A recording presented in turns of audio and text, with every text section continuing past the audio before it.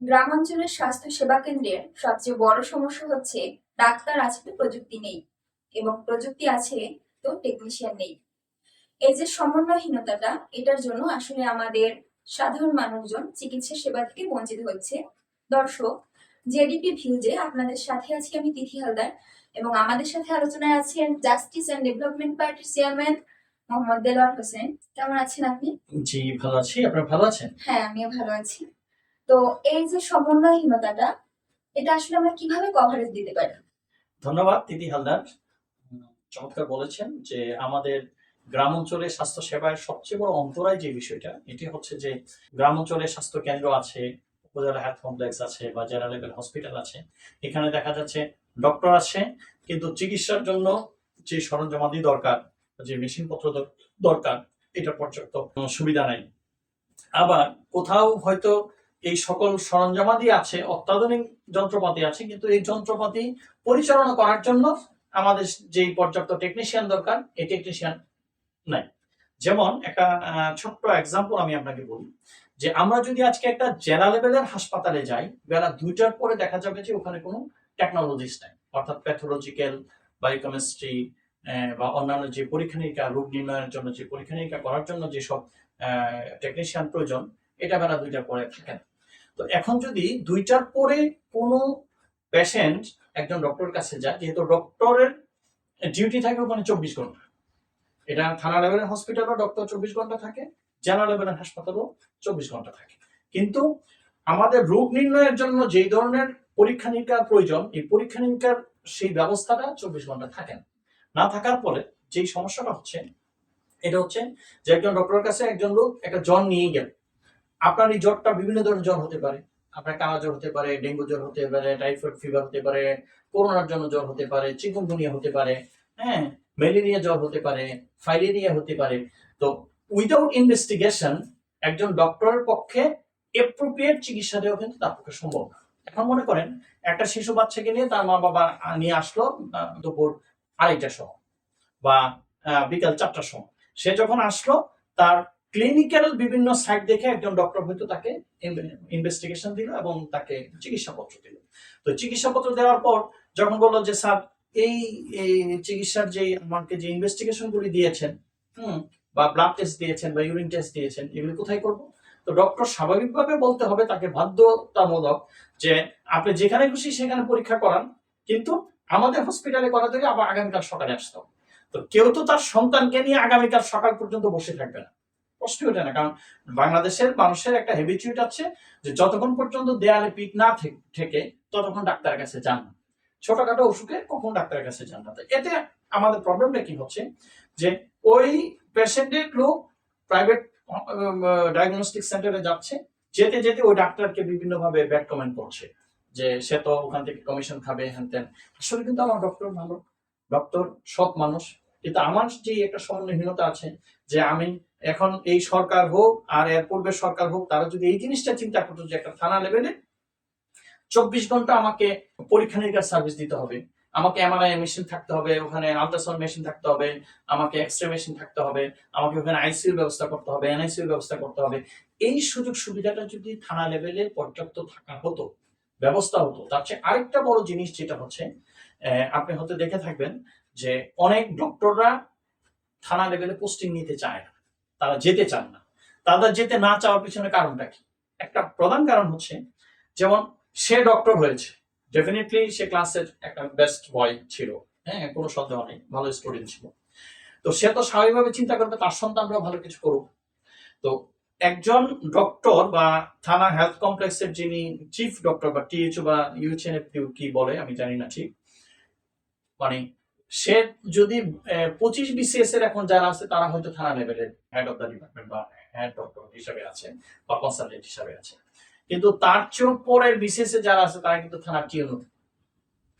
তো একজন ইউনোর যে সুযোগ সুবিধা পাচ্ছে, তার যে সিকিউরিটি পাচ্ছে, তার গাড়ি পাচ্ছে, সবকিছু পাচ্ছে, সে সেম সুবিধা তো দূরের কথা, তার 10 ভাগের 1 ভাগ সুবিধা কিন্তু একজন ডক্টর পাচ্ছে, পাশাপাশি তার সন্তানদের ওখানে সিকিউরিটি পাচ্ছে না। আরেকটা বিষয় হচ্ছে তার পড়াশোনা করার জন্য সেই ধরনের সুযোগ সুবিধা সে ওই জায়গায় পাচ্ছে না। তো এইটা থেকে বঞ্চিত হওয়া জনিত কারণে একজন ডক্টর সাধারণত সিটি ছেড়ে লোকালে পোস্টিং নিতে চাচ্ছে না। হ্যাঁ, তো এই বিষয়গুলি যদি সরকার বা স্বাস্থ্য মন্ত্রণালয় ভালোভাবে দেখতো, অবশ্যই আমাদের এই সমন্বয়হীনতাটা দূর হতো, মানুষের আস্থা ফিরে আসতো। কারণ এখন কিন্তু এটা আস্থাহীনতা তৈরি হয়ে আসছে। তাহলে বুঝলাম যে এই যে আমাদের দিন দিন দেশীয় চিকিৎসার উপর থেকে যে মানুষের আস্থা হারিয়ে যাচ্ছে, এটা এটা একটা অনেক বড় একটা কারণ। তো এই যে আমাদের যে আমরা জানি যে জেনারেল প্র্যাকটিশনার বা জিপি ডাক্তার যে আমরা বুঝি, তো সেটা যদি খুব পর্যাপ্ত পরিমাণে তৈরি করা হয় তাহলে স্বাস্থ্যসেবা উন্নত হবে বলে আপনি হ্যাঁ, মনে করেন? জিপি ডাক্তারের বিষয়টা যেটা হচ্ছে, আমাদের দেশের স্বাস্থ্য সেবার সিস্টেমটা একটু ভিন্ন। যেটা উন্নত বিশ্বে আমাদের এই স্বাস্থ্য সেবার ব্যবস্থা আর আমাদের ব্যবস্থার সাথে আকাশ পাতাল ডিফারেন্স। যেমন একজনের টাকা পয়সা আছে, তার সিম্পল জ্বর কাশির জন্য বাংলাদেশের একজন রিনাউন্ড ডক্টরের কাছে তাকে যেতে হবে। যেমন দিন মোহাম্মদ স্যার, উনি বাংলাদেশের একজন রিনাউন্ড ডক্টর, উনার সিরিয়াল পাচ্ছে না 3 মাস ধরে। এর মানে হচ্ছে কিছু লোক আছে যে তার সিম্পল অসুস্থতার জন্য ওনারা দিন মোহাম্মদ স্যারকে দেখাতে চাচ্ছে। কিন্তু বিষয়টা যদি এমন না হয়ে রেফারাল পদ্ধতি তৈরি হতো। রেফারাল পদ্ধতিটা কি? রেফারাল পদ্ধতিটা হচ্ছে যে উন্নত বিশ্বে যেটা হয় যে আপনার ছোটখাটো অসুস্থতার জন্য, তার জ্বর কাশি সর্দি সাধারণ অসুস্থতার জন্য তার জিপি ডাক্তার কাছে। জিপি ডাক্তার মানে হচ্ছে সে এমনিতে এমবিবিএস অনলি থাকবে, এমবিবিএস থাকবে, কিন্তু সে সকল বিষয়ই তার জ্ঞান থাকবে, হ্যাঁ, পর্যাপ্ত জ্ঞান থাকবে, এবং সে বেসিক চিকিৎসা তাকে দিবে। একজন জিপি ডাক্তার যদি মনে করে যে না, এই পেশেন্টটা আমার চিকিৎসার বাহিরে, সে তার পরিবর্তে সে যেটা করবে, সে তাকে একজন কনসালটেন্টের কাছে, কনসালটেন্ট চিকিৎসা করার পরে যদি মনে করে যে না, এই পেশেন্টটা একজন প্রফেসরকে দেখানোর প্রয়োজন, সে প্রফেসরের কাছে যাবে। এই যে একটা রেফারাল পদ্ধতি, চেইন বাই চেইন, এমনটা যদি হয় তাহলে বাংলাদেশের অনেক সুবিধা। 1 নম্বর সুবিধা হচ্ছে পর্যাপ্ত জিপি ডাক্তার তৈরি হলে বাংলাদেশের তৃণমূল পর্যায়ের যে মানুষগুলি তারা চিকিৎসা সেবা পাবে, অল্প টাকায় চিকিৎসা সেবা পাবে, এবং রোগের চিকিৎসার চেয়ে প্রিভেনশনটা তাদের বেশি হবে। কেন প্রিভেনশনটা বেশি হবে? কারণ তার তখন অল্প অবস্থাতেই সে ডাক্তার কাছে যেতে পারছে, এবং একজন জিপি ডাক্তার অল্প টাকায় চিকিৎসা দিচ্ছে এবং অল্প খরচে তার চিকিৎসা হচ্ছে, সে ভালো হয়ে যাচ্ছে এবং তার প্রিভেনশন হচ্ছে। আর যদি এটা না হয়, দেখা যাবে যে একজন প্রফেসর, ফুল প্রফেসরের কাছে যখন সে চিকিৎসার জন্য আসে, ওই প্রফেসরের ভিজিট বেশি, সে বিভিন্ন ধরনের পরীক্ষা নিরীক্ষা করে দেখা যাবে যে সিম্পল একটা অসুস্থতার জন্য তার 5, 7, 10,000, 20,000 টাকার একটা অ্যামাউন্ট চলে আসছে। এই জন্য বাংলাদেশে অনেকেই হচ্ছে কি যে তার একদম রোগের শেষ পর্যায়ে না যাওয়া পর্যন্ত তারা ডক্টরের কাছে যাচ্ছে না বা বড় ডক্টরের কাছে যাচ্ছে না। যদি এটা রেফারাল পদ্ধতি তৈরি হয় এবং পর্যাপ্ত জিপি ডাক্তার তৈরি হয়, এই জিপি ডাক্তাররা তারা মফস্বল লেভেলে থাকবে, তারা তৃণমূল পর্যায়ে থাকবে এবং সাধারণ মানুষকে চিকিৎসা দেবে। জিপি ডাক্তার যখন মনে করবে যে না, এই পেশেন্টটা আমার হাতে বাহিরে, তখন সে রেফার করবে তার সিনিয়রদের কাছে, যারা কনসালটেন্ট থাকবে। কনসালটেন্টরা রেফার করবে প্রফেসরদের কাছে। উন্নত বিশ্বের ব্যাপারটা এমন হয়, ইউরোপ আমেরিকাতে ব্যাপারটা এমনই হয়। সেই ক্ষেত্রে প্রয়োজনে একজন প্রফেসর সারাদিনে বা যখন সে চেম্বারে বসে প্রয়োজনে 10 জন রোগী দেখবে। তার ভিজিট এখন সে 800, 1000 টাকা নিচ্ছে, সে দরকার হলে 5,000 টাকা ভিজিট দেবে, কোনো আসে যায় না। কারণ সে তখন একদম সিরিয়াস পেশেন্ট গুলি দেখবে। এতে করে সাধারণ মানুষ চিকিৎসা সেবাটা পাবে।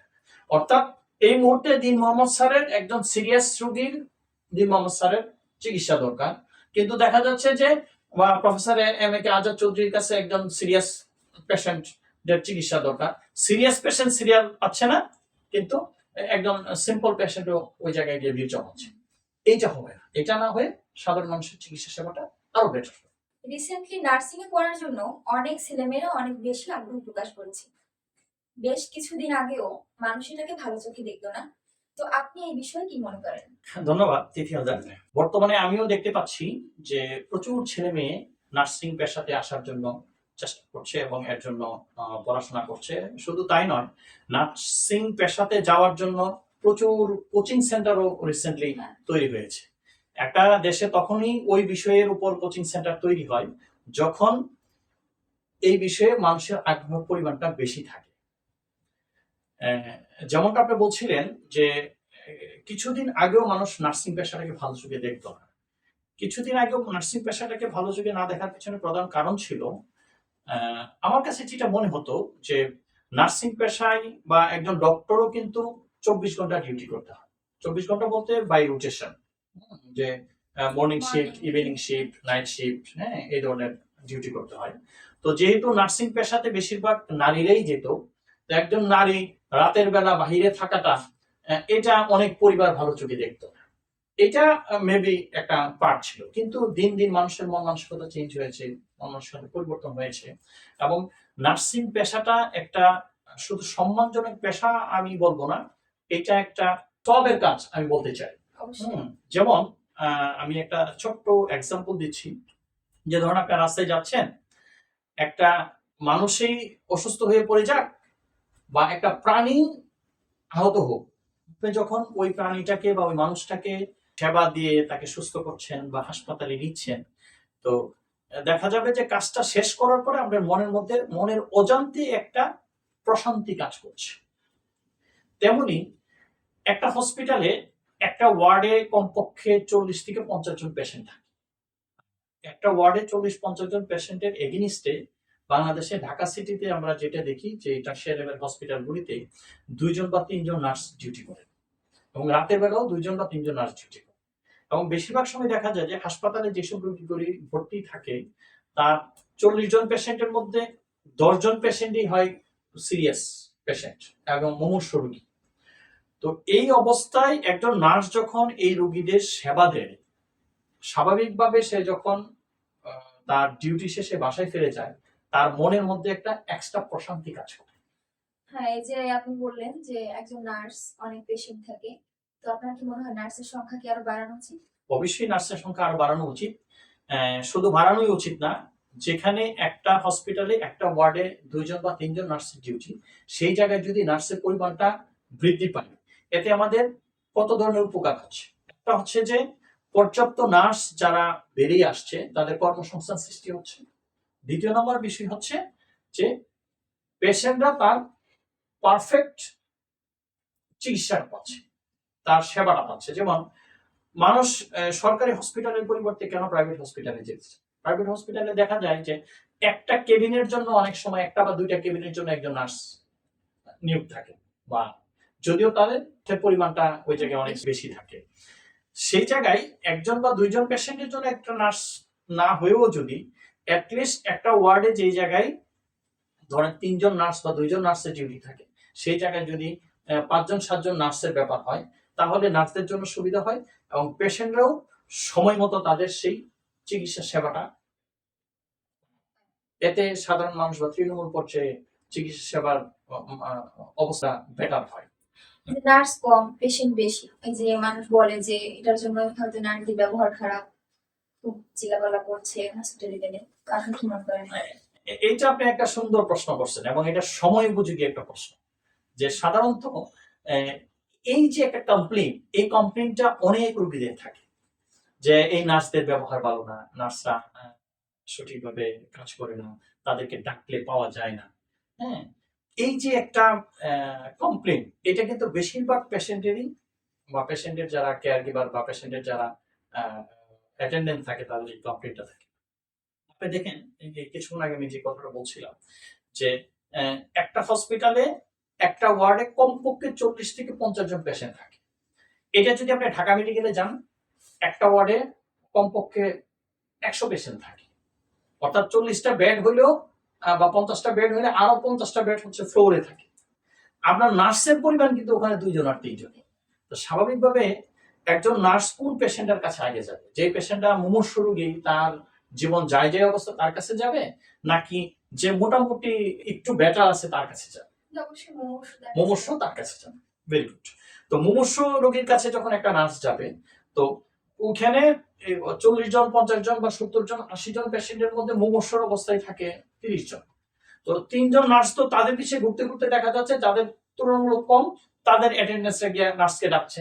হ্যাঁ, তখন সে তাকে সময় দিতে পারছে না। আর নার্সের ব্যবহার খারাপ মানে ব্যাপারটা হচ্ছে কিন্তু ওই খারাপ না যে আমি এখন যেতে পারবো না, আমি এখন এই কাজটা করছি, আমি ওইটা করছি, এটাই কিন্তু বলে। এটা কি মনে করে যে না সে একজন নার্স? হ্যাঁ, সে কেন? কারণ প্রাইভেট মেডিকেলে যখন যা, যদি একজন স্কয়ারে যায়, স্কয়ারে দেখা যাচ্ছে যে একজন নার্স ওই রোগীর অ্যাটেন্ডেন্টকে স্যার বলে সম্বোধন করছে। তো ওই জায়গায় স্কয়ারে বা আপনি অ্যাপোলোতে বা ইউনাইটেডে যখন আপনি যাবেন, তখন আপনার একদিনে একটা পেশেন্টের খরচ হয় লাখ টাকা, আর ঢাকা মেডিকেলে একদিনে একটা পেশেন্টের খরচ হয় 100 টাকা। তো আপনি 100 টাকা খরচ করে আপনার জন পেশেন্টের জন্য 3 জন নার্স দিয়ে আপনি ওই নার্সের কাছ থেকে কিভাবে স্যার শব্দটা আশা করেন, তাই না বিষয়টা? না, আশা করা যেত যদি আসলে অ্যাভেলেবল বেশি থাকে। রাইট। দেখা যায় যে সারাক্ষণ যতক্ষণ তার ডিউটি থাকে 6 ঘন্টা, এতটাই সে স্ট্রেসের মধ্যে থাকে যে অতটা আসলে ব্যালেন্স করা সম্ভব হয় না, যে আমি আসছি যাচ্ছি যান, এত কাজের প্রেশার থাকে, এটার জন্য আসলে এটা হয়। রাইট। আর শুধু সেটাই না, আমি আরেকটু বলবো যে যে নার্স পেশায় আছে সেও তো একজন মানুষ। হ্যাঁ, অবশ্যই। সে নার্স মানেই তো সে রোবট না, সেও তো একটা মানুষ। কারণ সে এখানে দৌড়ছে ওখানে দৌড়ছে, ওই পেশেন্টটা এখন নেবুলাইজার লাগছে, কারো শ্বাসকষ্ট, তাকে অক্সিজেন দিতে হচ্ছে, এই সব কিছু তো সেই করছে। আমরা কিন্তু নার্সদের খারাপ ব্যবহার যেমন আমরা চিন্তা করছি, তেমন রোগীর অ্যাটেন্ডেন্সরাও কিন্তু ভালো ব্যবহার করছে। ব্যাপারটা যেমনটা বলছিলাম, এই যে নার্সিং এ পড়াশোনা করার প্রতি আমাদের ছেলে মেয়েদের যে এত বেশি আগ্রহ, তো তারা পড়াশোনা শেষ করে কি বাংলাদেশের প্রেক্ষাপটে তাদের ঠিকঠাক কর্মক্ষেত্র তারা খুঁজে পাবে বলে আপনি মনে করেন? ধন্যবাদ। এটা একটা বড় বিষয় আপনি আলোচনা করেছেন যে বাংলাদেশে সব বিষয়ই যখন কোনো না কোনো সাবজেক্ট চলে আসে, নার্সিং বলেন, ইঞ্জিনিয়ারিং বলেন, বা টেকনিশিয়ান বলেন, টেকনোলজিস্ট বলেন, এগুলিতে ছেলে মেয়েদের আগ্রহ, এই আগ্রহটার পিছনে প্রধান রিজন যেটা হচ্ছে বাংলাদেশে পর্যাপ্ত কর্মক্ষেত্র নাই, এবং বেকার সমস্যা আমাদের দেশে একটা বড় ব্যাধি এবং বড় একটা অন্তরায়। এবং এই বেকার সমস্যাটা সলভ করার জন্য অনেকে নার্সিং পেশায় যাচ্ছেন। শুধু যে এটা একটা ভালো পেশা বা একটা সেবামূলক পেশা, সেবামূলক পেশা যেমন আছে, পাশাপাশি ছেলে মেয়েরা এটাও মনে করছে যে আমি যদি নার্স হয়ে যাই, প্রাইভেট হসপিটাল হোক আর গভর্নমেন্ট হসপিটাল হোক, আমি হয়তো একটা জব পাবো, একটা জব পাবো। হ্যাঁ, যেমন আগে ছিল যে একজন নার্স হওয়ার সাথে সাথে সে পোস্টিং পেয়েছে, মানে তার পোস্টিং এটা কনফার্ম, এটা তার জবটা কনফার্ম। কিন্তু বর্তমানে প্রেক্ষাপটে কিন্তু বিষয়টা কনফার্ম না। কারণ এই জন্য কনফার্ম না, কারণ সরকার আজ থেকে 5-7 বছর আগে স্বাস্থ্যমন্ত্রী যখন মোহাম্মদ নাসিম ছিলেন, তখন বিষয়টা এমন হয়েছিল যে তারা পরীক্ষার মাধ্যমে তারা প্রথমবার নিয়েছিলেন প্রাইভেট থেকে সরকারি জি, জন্য। হ্যাঁ নিয়েছিলেন। তো এই ব্যাপারে একটা কিন্তু প্রবলেম থেকেই যায়, বা একটা সমস্যা ছেলে মেয়েদের মধ্যে একটা হতাশার পাঠ থেকেই যায়।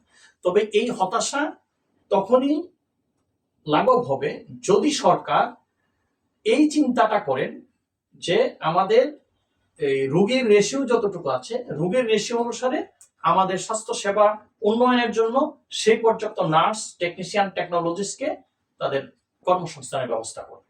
যদি সরকার এই সিদ্ধান্তটা নেন, তাহলে এই এই পেশাতে যেই পর্যায়ে ছেলে মেয়েরা আসছে তাদের হতাশা কেটে যাবে। শুধু তাই না, আমি আরেকটা বিষয় বলতে চাচ্ছি, যদিও আমি চাচ্ছি না যে আমার দেশের একটা ছেলে মেয়ে এসে নার্সিং পেশায় এসে সে দেশের বাইরে গিয়ে সেবা দেবে, হ্যাঁ আমি এই বিষয়টাতে একমত না। তথাপি এটা বলছি যে নার্সিং পেশায় বাংলাদেশে যেমন তার বিপুল সম্ভাবনা আছে, তেমনি রেমিটেন্স যোদ্ধা হিসেবে দেশের বাইরেও কিন্তু নার্সিং পেশার জন্য পর্যাপ্ত অপরচুনিটি আছে, এবং আশা করি আমাদের ছেলে মেয়েরা সেই অপরচুনিটি নিতে পারবে। এবং এই পেশাটা একটা সম্মানজনক পেশা। মানুষ এখন কিন্তু আগের মতো চিন্তা করছে না, মানুষ কিন্তু এখন এটা একটা সম্মানজনক পেশা হিসাবেই মানুষ চিন্তা করছে, আমি মনে করছি। আচ্ছা, যাই হোক, তো আমরা প্রথমে যেটা বলছিলাম যে নার্স, ডক্টর, তারপরে আমাদের প্রযুক্তি, টেকনিশিয়ান সবকিছু যদি আমাদের আমাদের কভারেজ দেওয়া সম্ভব হয়, বা কিভাবে কভারেজ দেওয়া সম্ভব হলে যে আমাদের চিকিৎসা উন্নয়ন করা সম্ভব আপনি মনে করেন? ধন্যবাদ। সর্বশেষ আমি এই বিষয়টি বলতে চাচ্ছি যে আমাদের দেশে স্বাস্থ্য সেবার অন্তরার প্রধান কারণই হচ্ছে সমন্বয়হীনতা। আপনার একদম তৃণমূল পর্যায় থেকে ধরে টারশিয়ারি লেভেল পর্যন্ত, বিশেষ করে সরকারি মেডিকেলগুলি বা সরকারি স্বাস্থ্য সেবার উপর মানুষের আস্থাহীনতার প্রধান কারণই হচ্ছে যে এই জায়গাতে যথেষ্ট সমন্বয়হীনতা আছে। যেমন একটা প্রাইভেট ডায়াগনস্টিক সেন্টারের এক্স-রে মেশিন, এমআরআই মেশিন বছরের পর বছর সার্ভিস দিচ্ছে, যদিও প্রাইভেট একটা মেশিনের চেয়ে সরকারি হসপিটালের একটা মেশিনের দাম 100 গুণ বেশি, 10 গুণ বেশি বলবো না, 100 গুণ বেশি। তথাপি এটা 1 মাস পরে এটা বিকল হয়ে যাচ্ছে। এটার প্রধান কারণ হচ্ছে সমন্বয়হীনতা, যে এখানে দুর্নীতি, এখানে কারসাজি, এখানে চিকিৎসা সেবা বলেন, চিকিৎসা ক্ষেত্র বলেন বা টেন্ডারবাজি বলেন, এই সব কিছুতেই একটা দুর্নীতি, কারসাজি এবং সমন্বয়হীনতা কাজ করছে। সরকার যদি এই সকল কিছুকে একটা সমন্বয়ের মধ্যে রাখতে পারে, অর্থাৎ যেই হারে একটা এলাকায় একটা থানা লেভেলে এত লোকজন আছে, এই লোকজনের জন্য আমার হসপিটালটার লেভেল এটা হওয়া উচিত, এখানে এতগুলি ডক্টর হওয়া উচিত, এতগুলি নার্স থাকা উচিত, এতগুলি টেকনোলজিস্ট বা টেকনিশিয়ান থাকা উচিত। শুধু তাই নয়, সব বিষয়ে যদি সরকারের সমন্বয়হীনতাটা বাদ দিয়ে সমন্বয় সাধন করতে পারে, তাহলে তৃণমূল পর্যায়ে স্বাস্থ্যসেবা মানুষের জন্য উপকার হবে বলে আমি। আচ্ছা, ধন্যবাদ দেলোয়ার আপনাকে। দর্শক আপনাদেরকে ধন্যবাদ এত সময় আমাদের সঙ্গে থাকার জন্য। ধন্যবাদ।